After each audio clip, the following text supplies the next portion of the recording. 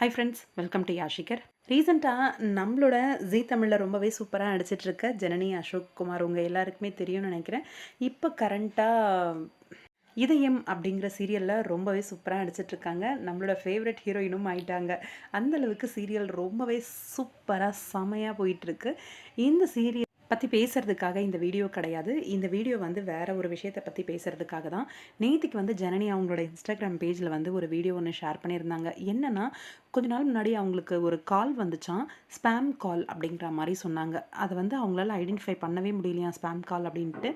என்னென்னா, அவங்க வந்து ஒரு பொருளை வந்து டிஸ்பேட்ச் பண்ணாங்களாம் டெல்லிக்கு எங்கேயோ வேறு ஒரு கண்ட்ரிக்கு. அது பண்ணும்போது அது ஃபெயில்ட் ஆகிட்டு ஒரு இடத்துல வந்து நின்றுச்சு. அதை நீங்கள் வந்து தான் கிளியரன்ஸ் பண்ணணும் அப்படிங்கிற மாதிரி சொல்லியிருந்தாங்களாம். நீங்கள் இந்த மாதிரி ஏதாவது பொருள் அனுப்புனீங்களா அப்படிங்கிற மாதிரி கேட்டிருக்காங்க. நான் எதுவும் அனுப்பலை அப்படின்னு சொன்ன உடனே சைபர் க்ரைமில் பேசணும், பேசிட்டு இது பண்ணலாம் அப்படின்னு சொல்லிட்டு அவங்களே சைபர் க்ரைமுக்கும் கால் பண்ணியிருக்காங்க.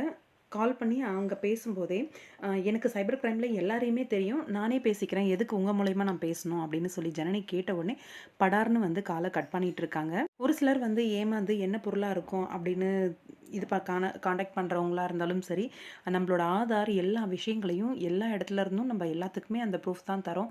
அதனால் எப்படி இருந்தாலும் எடுத்துருவாங்க. அதை ஏமாற்றி நம்மக்கிட்ட பேசி இந்த மாதிரி விஷயங்கள்லாம் செய்கிறாங்க. இதை வந்து யாரும் நம்பி ப்ரொசீஜர் பண்ணாதீங்க அப்படிங்கிற மாதிரி அவங்க வந்து சொல்லியிருந்தாங்க. ரீசெண்டாக ஒரு போலீஸுமே வந்து அவங்களோட ஃபேமிலி குரூப்பில் வந்து ஒரு வீடியோ ஷேர் பண்ணியிருந்தாராம். இந்த மாதிரி கால்ஸ் எல்லாம் நிறைய இப்போ வந்துகிட்டு இருக்கு. அதுவும் அவங்க பேசுனது வந்து ஹிந்தியில் தான் பேசுனாங்களாம். டெல்லி அப்படிங்கிறதுனால ஹிந்தியில் தமிழ்நாட்டு மக்களை அப்ரோச் பண்ணால் ஏமாந்துருவாங்க ஈஸியாக அப்படின்றதுனால தமிழ்நாட்டு மக்கள்கிட்ட வந்து அதிகப்படியான கால்ஸ் வந்து வந்துட்டுருக்கு அப்படிங்கிற மாதிரி சொல்லியிருக்காங்க. விழிப்போடு இருங்க மக்களே, யாரையும் நம்பி ஏமாந்துடாதீங்க, பணத்தை எதையும் சென்ட் பண்ணிடாதீங்க, எந்த ஒரு லிங்க்கும் ப்ரெஸ் பண்ண சொன்னாங்கன்னா ப்ரெஸ் பண்ணாதீங்க. இந்த மாதிரி போலீஸ் கம்ப்ளைண்ட் கொடுப்பேன் அந்த மாதிரி பேசுங்க, இல்லைனா காலே அட்டன் பண்ணாமல் ஸ்கிப் பண்ணிடுங்க.